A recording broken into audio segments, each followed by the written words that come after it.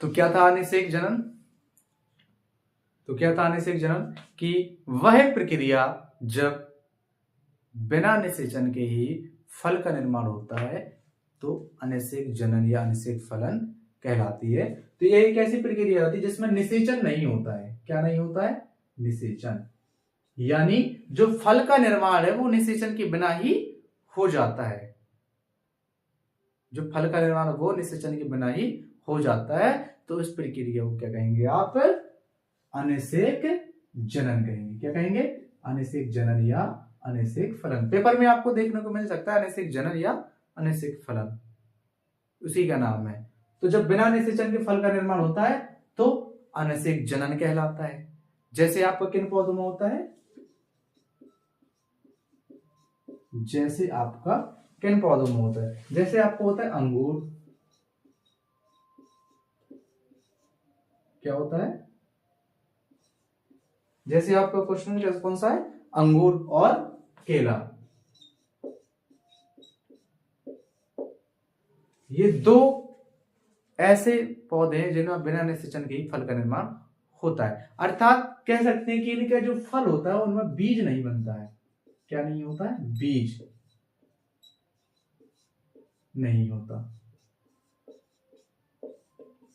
अनिषेक जनन के फलस्वरूप जो भी पौधे होते हैं उनमें बीज का निर्माण नहीं होता है। ठीक है। इसके बाद जो आपका अगला क्वेश्चन है वो असंग जनन। असंग जनन क्या होता है? इसमें था बिना निषेचन के फल का निर्माण। किसका निर्माण था? फल का निर्माण। और आपका जो असंग जनन है इसमें होता है बिना निषेचन के, बिना निषेचन के बीज का निर्माण। किसका निर्माण? बीज का निर्माण। यानी हम कह सकते हैं कि वह प्रक्रिया जिसमें बिना निषेचन के बीज का निर्माण होता है उसे हम क्या कहेंगे? असंग जनन। वह प्रक्रिया जिसमें बिना निषेचन के ही बीज का निर्माण होता है उसे हम कहेंगे असंग जनन। और असंग जनन में देखेंगे कि उदाहरण क्या होंगे? तो इसके उदाहरण आपके क्या होंगे? इसके उदाहरण होंगे आपको आलू और गन्ना। आलू और गन्ना। आलू और गन्ना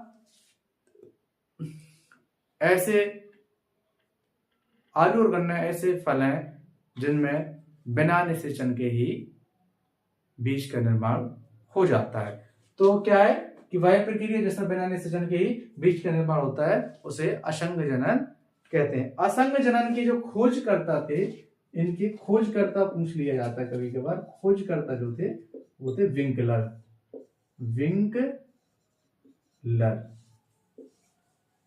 क्या थे इनके खोजकर्ता? विंकलर। असंग जनन के खोजकर्ता थे विंकलर। यानी दोनों में खाली अंतर कितना है कि इसमें जो फल का निर्माण हो रहा है और इसमें आपका किसका हो रहा है? बीज का।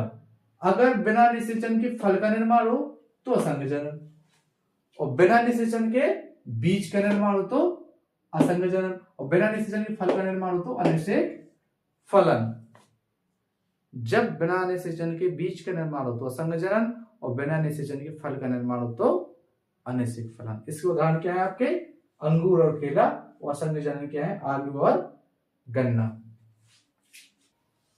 तो जो तीसरा टॉपिक है हमारा वो है बहुभुणता। बहुभुणता में क्या होता है?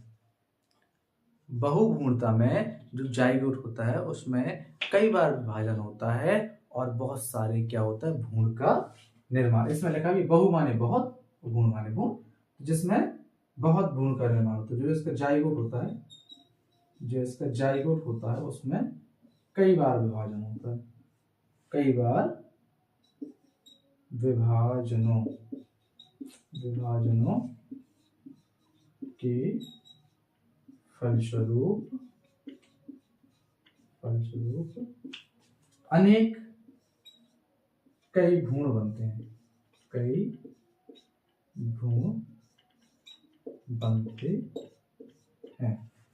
यानी बहुभुणता में क्या कि इसमें जो जाइगोट होता है वो कई बार विभाजन करता है और बहुत सारे भ्रूणों का निर्माण करता है। जब बहुत सारे भ्रूण बनेंगे तो क्या बने, कई बीज बनेंगे।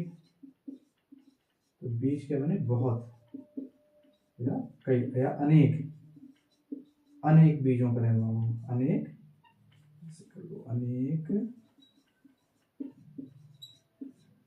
बीजों का निर्माण होता है। तो जो बहुभ्रूणता है उसमें क्या है कि जो जाइगोट होता है उसमें कई बार विभाजन होगा, और कई बार विभाजन होने के फलस्वरूप बहुत सारे भ्रूण बनेंगे, और बहुत सारे भ्रूणों से ही बहुत सारे बीजों का निर्माण होगा। जैसे आप देखेंगे, जैसे आप देखेंगे संतरा और नींबू। संतरा और नींबू ऐसे फल हैं जिनमें बहुत सारे बीज होते हैं। अगर इसकी खोजकर्ता की बात करें तो इसकी खोजकर्ता जो खोज किसने की थी, लुवेनहॉक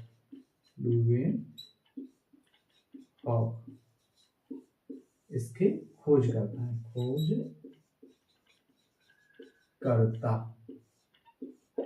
ठीक है। तो आज जो है आप लोगों ने 3 टॉपिक देखे। पहला है अनिषेक फलन, दूसरा असंघ जनन, और तीसरा आपका बहुभ्रूणता। अनिषेक फलन में क्या था कि बिना निषेचन के फलों का निर्माण था, बिना निषेचन के फल का निर्माण होना अनिषेक जनन था, अनिषेक फलन। और बिना निषेचन के बीज का निर्माण असंघ जनन। इसके खोजकर्ता कौन थे, विंकलन थे। उदाहरण आलू और गन्ना। बहुभ्रूणता में क्या था कि जाइगोट में कई बार विभाजन हो रहा है, और कई बार विभाजन होने के फलस्वरूप कई सारे भ्रूणों का निर्माण होता है, जिनसे बहुत सारे बीजों का निर्माण होता है। जैसे आपका होता है नींबू और संतरा। इसके जो खोज करता है वो क्या है आपके, लुवेनहॉक। ठीक है। तो ये परीक्षा की दृष्टि से अति महत्वपूर्ण प्रश्न है, और पेपर में 2 नंबर के पूछ लिए जाते हैं। यहाँ पर टिप्पणी के लिए क्वेश्चन आ जाएगा कि निम्न में टिप्पणी लिखिए। ये क्वेश्चन आके बहुभ्रूणता किसे कहते हैं तथा इसके खोजकर्ता का नाम लिखिए। तो आपको इस तरीके से जो है क्वेश्चन करना है। ठीक।